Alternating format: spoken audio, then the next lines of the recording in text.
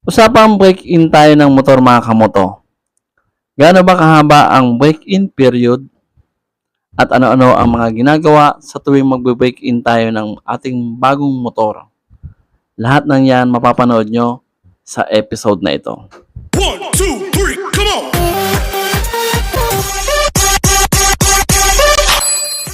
Ito ang bagong-bago na Kawasaki 2. Baka ako 175 na binibreak-in ko. Pero bago pa mag-break-in o paandarin, ito ang dapat mong gawin mga kamoto. Subscribe!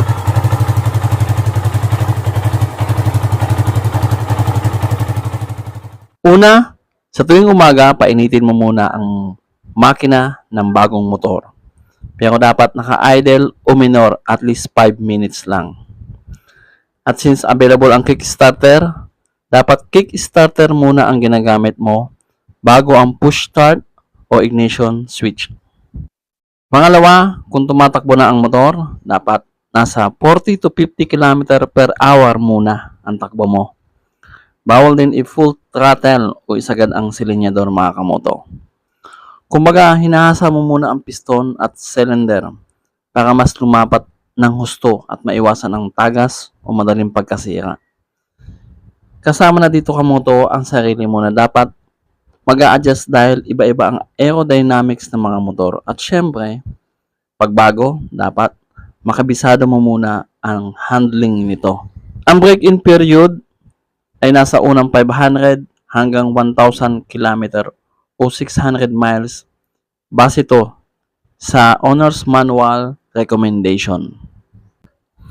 Sa loob ng break-in period, dapat sa unang 500 km ay ma-change engine oil mo ang motor para matanggal ang madumi o engine debris sa loob ng makina. 1 litro lang ng engine oil capacity recommendation mga kamoto.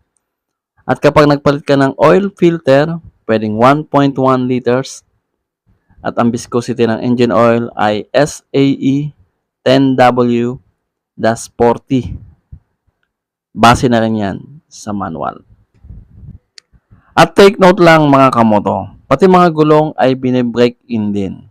Kaya talagang bawal pang patakbuhin ng mabilis at i-banking dahil sa madudulas pa ang mga gulong nito.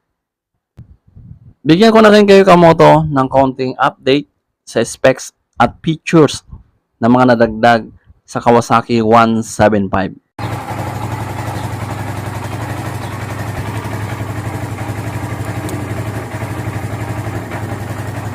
Isa na mga kamoto ang hazard lights